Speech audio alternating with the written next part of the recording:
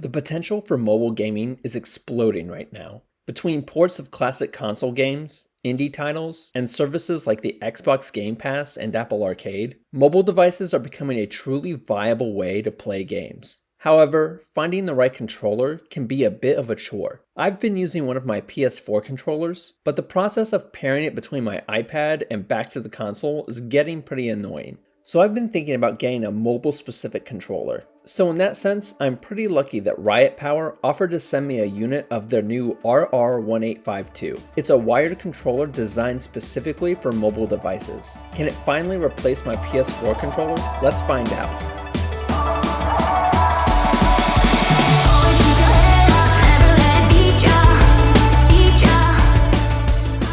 First, let's talk about the quality of the material. I would describe it as meh. It's not nearly as high quality as an Xbox or PS4 controller.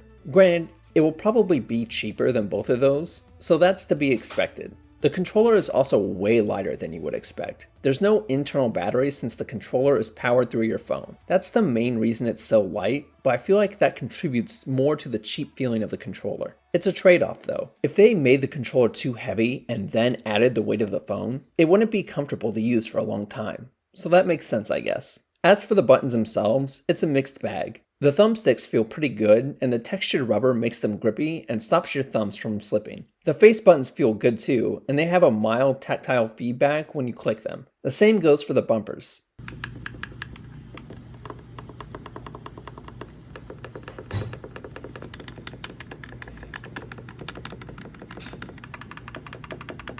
The triggers are where things start to fall apart. They don't feel bad, but they don't feel good either, especially compared to the face buttons. They feel hollow and there's no feedback letting you know you've pressed it properly. When I was playing Call of Duty Mobile, they worked perfectly well, even when I didn't press down all the way. That feedback would have made me feel a lot better though.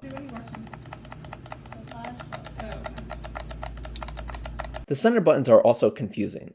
There's a home button, but I can never make it work. The other two buttons seem to work fine though, but their uses vary from game to game. Double tapping the 3-dot button will always start screen recording though, which is useful if you plan on making YouTube videos of your sick mobile gaming skills. Things really fall apart with the D-pad. It's terrible. There's really no other way to say it. They're obviously trying to mimic the Xbox Elite controller layout, and I would have much preferred a standard D-pad. It's just cheap plastic, and it feels like I can pull it right off. It's not just looks either. While all the other buttons worked fine in COD, I struggled getting kill streaks to work, and indie platformers were basically unplayable. There's quite a few things RiotPWR could improve on the next controller, but I think this D-pad should be the first priority. Looking at the design of the RR1852, you'll see it looks just like any other controller. It has a black finish, and the company opted for gray letters instead of different colors for the face buttons. I actually like that, and it gives the controller a more uniform look. Otherwise, it's just like a regular third-party Xbox controller with a few mobile-friendly additions. Let's talk about those now. There are two versions of the RR1852.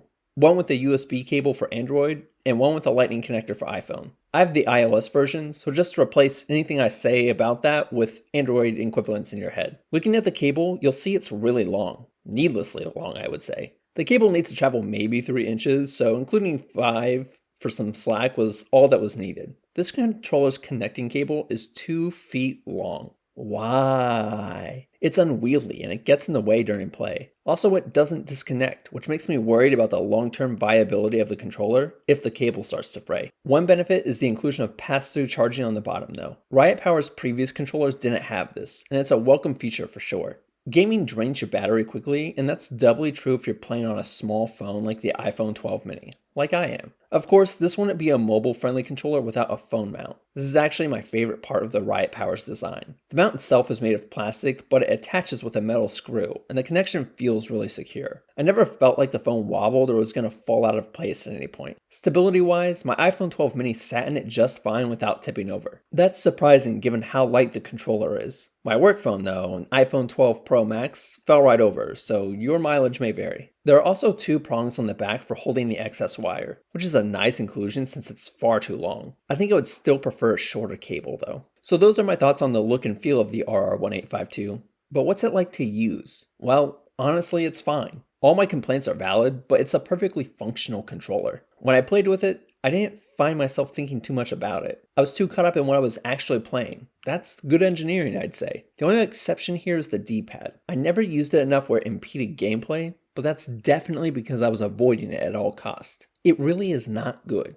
However, using this controller for Stadia, Xbox Game Pass, and even regular App Store games was pretty awesome. It's a more sensible mobile experience than my PS4 controller, and the wired connection instead of Bluetooth meant I didn't have to worry about latency. Not that I thought that was a big deal anyway. Lastly, RiotPWR has an app called Ludamap. It's kind of like an app store where you can't buy anything. It's basically a repository of games that are compatible with the controller. It's okay if you're looking for something to play, but it's just going to redirect you to the app store anyway. Also, you have to open the app anytime you plug the controller in or want to open any games. That's pretty annoying. I'd say skip it entirely, but you need it for at least the firmware updates and remapping the buttons if that's your thing. The RR1852 is set to release later this year. I don't know the exact price, but based on the current product range, I would say it will sell for around $50. That's a tough sell, I think. That puts a PS4 controller just $15 more, and the DualShock 4 is obviously a better controller. That being said, if you add on $10 more for a phone mount, and consider that both the controller and the phone will have to be charged separately, the RR1852 starts to seem like a value. Pass-through charging is a big deal here, and it really is a decent option if you want a mobile-specific controller. It has its flaws, sure, and it doesn't compare to premium console controllers. It has some additions that matter to mobile gaming like a phone mount and pass-through charging, and it will save you a few extra bucks. I'm worried about the longevity of the wire, and thus the controller on the whole, and the D-pad is atrocious. But if you're just casually playing COD or something like that, I think you'll get by just fine with it. Check out the link below to learn more about RiotPWR, and don't forget to subscribe. Next up is a projector review, and then I'm changing the keys in the Mojo 68. Until next time.